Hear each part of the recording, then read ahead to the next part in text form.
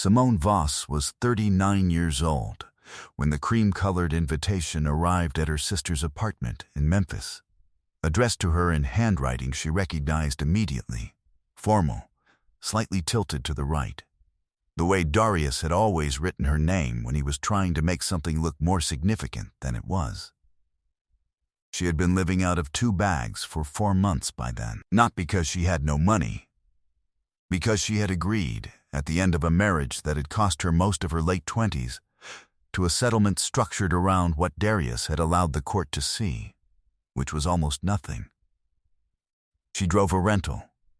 She ate takeout over a sister's kitchen counter.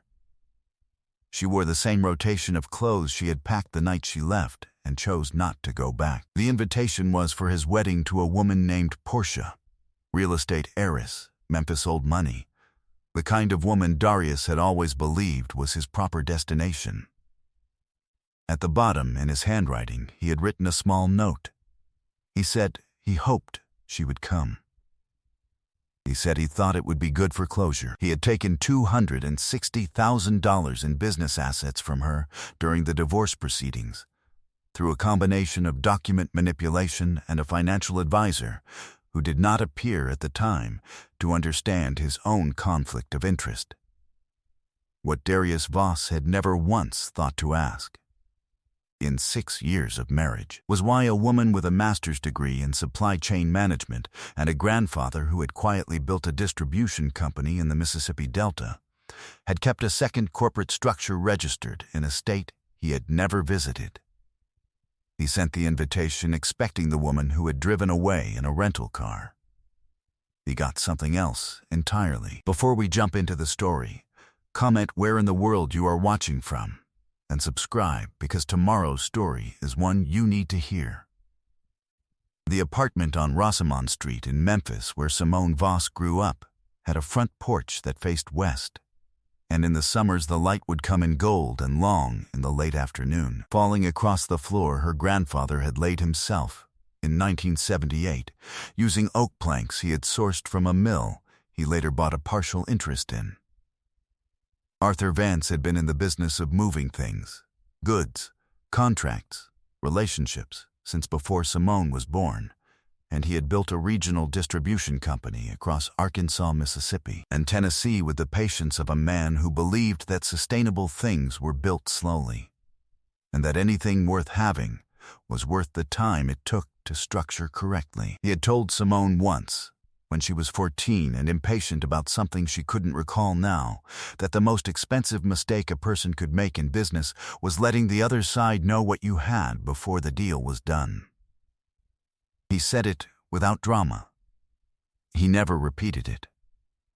She had thought about it at least twice a month for the 25 years since. She had inherited his patience and his instinct for structure. She had gone to the University of Memphis on a partial scholarship, worked the gap with late shifts at a fulfillment center and weekend bookkeeping for a family friend's landscaping business, and graduated with honors in supply chain management. She had spent the years after building a consulting practice that was more substantial than her wardrobe or her apartment or her 6-year-old Camry had suggested to anyone who looked at her from the outside. She worked with mid-sized manufacturers and distributors across the Mid-South, optimizing inventory systems, redesigning transportation networks, untangling the procurement knots that companies accumulated when they grew faster than their processes. She was very good at it. She had the particular gift of being able to see where a system was going to fail before it got there, which was not a skill you could learn from a textbook. It came from watching her grandfather run his operation for 20 years and understanding, at a level below language, that everything connected to everything else and that the failure point was always the thing nobody was watching. Her grandfather had also given her, on the day she passed the final exam for her professional certification, a single piece of practical advice. He said, "Before you sign anything with anyone, understand what they know about you and what they don't. The gap between those two things is where your leverage lives." She had written it down, She kept it in her wallet behind her identification card. She met Darius at a fundraising gala in downtown Memphis at the end of a long week when she had not particularly wanted to attend anything and had gone only because a client had donated a table and asked her to fill his seat. Darius was tall and well-dressed, and sure of himself in the way of men who had inherited just enough to believe the rest would come naturally without much structural effort.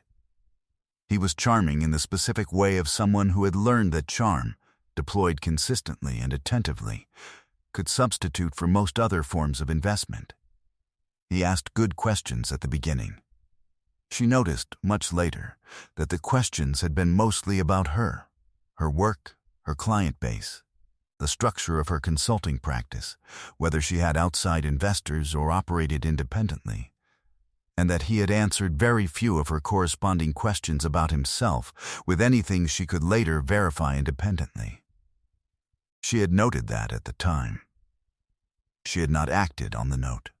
They married after 18 months, in the courtyard of a restaurant she had a professional relationship with, on a warm April Saturday. Her grandfather gave her away. He held her hand at the entrance to the courtyard for a moment before they walked in, and he looked at her and then at Darius waiting at the front, and then back at her. And he said nothing.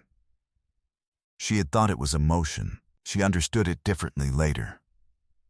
The first sign came 8 months into the marriage, on a Tuesday evening when she was reviewing her business accounts and found an outgoing transfer she had not initiated. A modest amount, just over $400, to a vendor name she did not recognize in a category her business had no transactions in. She flagged it. She asked Darius about it the following morning, mentioning it casually as a discrepancy she was trying to trace. He said it was probably an auto renewal she had forgotten about. He said it easily, without hesitation, which told her one of two things. Either he was right, or he had rehearsed. She kept the note. Her grandfather used to say, the difference between a mistake and a plan is whether it happens twice. By the time she had counted the 5th incident, she stopped treating them as mistakes. She began treating them as data. And data, assembled with patience and the right methodology, told a story that was not ambiguous. The discovery was not a single moment. It was a sequence, the way structural failures always are. One load shifts, then another. And by the time the full picture is visible, the damage has been accumulating for longer than anyone wanted to acknowledge. Simone had been running a parallel audit of her own consulting business for 6 weeks before the divorce proceedings began, quietly, and without announcing it to anyone. Working through the business records the way she worked through any logistics system, from the origin point forward, tracing every transaction to its source and destination. What she found, assembled across 3 separate late evenings at her sister's kitchen table with a printed ledger and a highlighter, was the shape of something she recognized from her graduate training as a category of fraud called diversion. The systematic redirection of business revenue through modified contracts and duplicate vendor relationships to accounts she had not authorized. $260,000 moved in pieces over 22 months, out of her consulting business and into holding structures that Darius had established using her original company registration documents, modified slightly, in a way that had been designed to look like legitimate business expansion if no one looked too closely. She looked closely. Her face did not change while she looked. She had inherited that from Arthur Vance as well, the capacity to receive bad information without letting it move to the surface before she had decided what she intended to do with it. She photographed every page of the ledger, front and back, with her phone camera. She organized the images by date and transaction type, and uploaded them to an encrypted storage account she had set up the year before for client-sensitive materials. She printed a clean summary. She labeled the folder in her own handwriting. Then, she made 2 phone calls. The first was to a forensic accountant named Raymond Cheeks, who had worked with her grandfather's company for 12 years, and who had, in that time, assisted in the audit of 3 separate vendors the elder Vance had suspected of diverting funds. Raymond was 71, meticulous, and had the particular quality of never being alarmed by what he found, because he had found most of it before. He agreed to meet on Monday. The second call was to an attorney named Felicia Drummond, who practiced in Nashville and whose reputation in financial fraud and family law matters was specific and well documented. Felicia said she could make time on Wednesday. Simone set the phone down and looked at the kitchen ceiling for a moment. Then she made herself a cup of tea and went to bed. She had a full week of work the next morning, and she intended to be rested for it. Raymond Cheeks needed 4 days to complete what he called a preliminary trace, the careful, sourced, time-stamped accounting of every dollar that had moved out of Simone's business through the structures Darius had constructed. Raymond was 71, built like a man who had spent his whole life at a desk, but carried himself with the quiet authority of someone who had seen more financial dishonesty than most people could imagine, and had stopped being surprised by it somewhere around 1997. He had worked with Arthur Vance's distribution company for 12 years. He did not waste words. He presented his findings at their second meeting in a report 14 pages long, organized chronologically by transaction, with annotated appendices showing the modified registration documents, where the alterations had been made, what the originals had said, and the dates on which the changes had been filed. The final total was $263,400. 22 months of deliberate, incremental diversion, structured to look like normal business activity to anyone who was not looking at the original records alongside the modified ones. Raymond said, at the end of his presentation, that the perpetrator had been careful. He said careful was not the same as invisible. He said the structural error, the use of Simone's original company tax identification number on 2 of the diverted holding accounts, which created a traceable link from those accounts directly back to her registered business, was the kind of mistake that came from overconfidence, from the assumption that the person you were defrauding was not going to look that closely. He looked at Simone across the table and said he did not know who he was dealing with. She said, no, he did not. Felicia Drummond reviewed Raymond's full report and Simone's supporting documentation across one long afternoon in her Nashville office. She asked precise questions. She made a careful set of notes. She organized her conclusions in the way that experienced attorneys organized conclusions, not by what was dramatic, but by what was actionable, and in what order. She said the fraud case was strong. She said the financial recovery, pursued through civil channels with a parallel criminal referral, would likely return the principal plus penalties plus costs, a total that would exceed the original loss by a meaningful margin. She said the divorce settlement, which had been negotiated against a fraudulently misrepresented asset picture, could be vacated in Shelby County on the grounds of fraud upon the court, and that the vacation petition would be straightforward given the documentation in hand. Simone asked how long. Felicia said, 6 to 8 months for the financial recovery, if we move without hesitation. The vacatur runs alongside it. You will not need to choose between them. Simone said, then we move. She went back to Vera's apartment that evening and made dinner and ate it quietly, and washed the dishes and set them in the drying rack, and then sat at the table with the accordion folder and a legal pad and worked through the filing timeline Felicia had outlined. She was methodical about it. She assigned dates. She checked things off as she confirmed them. She had always kept her own door, as her grandfather called it, a private structure, separate and sound, that could hold her weight no matter what else shifted. She had simply never told Darius the door was there, and he had never asked, because the question had never occurred to him to ask. He had looked at what she showed him and concluded it was everything. It was not even close. Her grandfather drove up from the Delta on a Sunday and sat with her at Vera's kitchen table with a cup of coffee and his reading glasses and looked at the accordion folder without opening it. He asked how she was doing. She told him in the same direct way she told him everything, completely, and without softening. He listened with the full attention of a man who had built a company from $40 and a borrowed truck, and who understood at a cellular level what it cost to have something you had built interfered with. When she finished, he was quiet for a moment. He said, "You kept the records," she said. "All of them." "Everything," he nodded slowly, the way he had always nodded when he had heard what he needed to hear and had reached a conclusion he was satisfied with. He said, "Then you have everything you need. The work is just the work now. You know how to do the work." He was right. She had known how to do this particular kind of work since she was 14 years old, sitting on the porch of the house on Rosamond Street, listening to a man who had never once underestimated the cost of carelessness. The invitation from Darius arrived on a Thursday in its cream-colored envelope.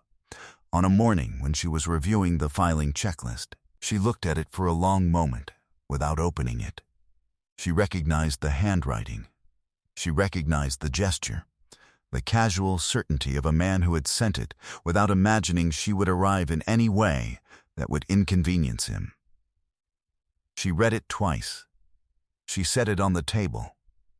She thought about it for 2 days with the same methodical attention she brought to any complex logistics problem, mapping the variables, considering the angles, identifying what the correct move accomplished and what it cost. Then she called Felicia. She called Raymond. She made a third call to a logistics coordinator named Marcus, who had managed executive transport operations across the Southeast for 15 years, and who, when she explained what she had in mind, asked only 2 questions: the date and the address. Some things she thought were worth arriving at correctly. Preparation was the work. And she had been preparing for this, in one form or another, for longer than Darius had any idea. The Whitmore Estate was a venue in East Memphis that had been hosting weddings for 40 years, a property of white columns and magnolia trees, and the kind of graveled circular drive that was designed to make arrivals feel significant. The ceremony was scheduled for 4 o'clock. The grounds would have been at their fullest between 3:30 and 4. Guests filtering in from the parking area through the main entrance. At 3:45, 3 black SUVs turned off the main road in formation. They moved at the measured pace of vehicles that were not hurrying because they had no need to. They came up the gravel drive and stopped in a line at the entrance, and the doors opened in sequence. And the men who stepped out first were large and quiet, and wore dark suits, and moved with the economy of people who were very good at their jobs, and did not need to demonstrate this in any particular direction. Then Simone stepped out of the second vehicle. She wore deep charcoal, a structured blazer and wide-legged trousers, pearl earrings, heels that added 3 inches and made no sound on gravel because she had chosen them specifically for surfaces like this one. She carried nothing in her hands. Her hair was worn natural and close, the way she had always preferred it. She looked like a woman who had made a series of deliberate decisions and was at peace with all of them. She walked toward the entrance at the same pace the vehicles had moved, unhurried, present. She had chosen this pace deliberately, the same way she chose everything deliberately, not for performance, but because deliberate was the only pace at which things got done correctly. The gravel was steady underfoot. The afternoon light was good.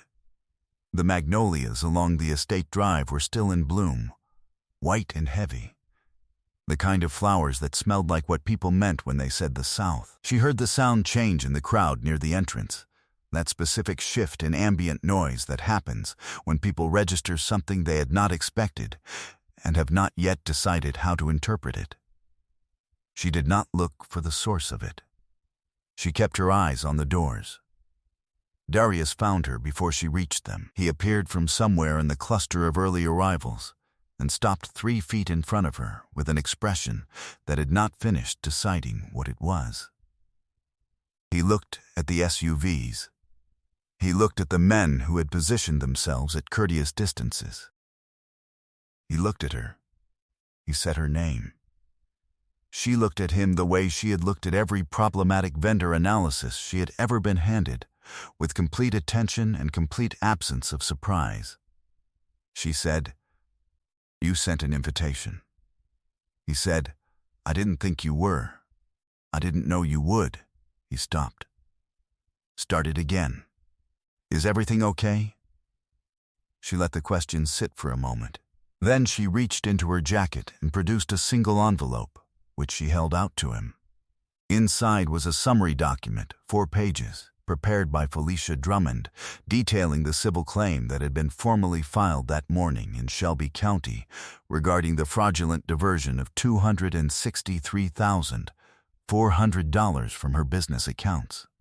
The petition to vacate the divorce settlement on the grounds of material misrepresentation, and the referral that had been made to the district attorney's office regarding the underlying financial fraud.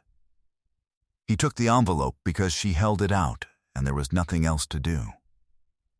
He looked at it without opening it.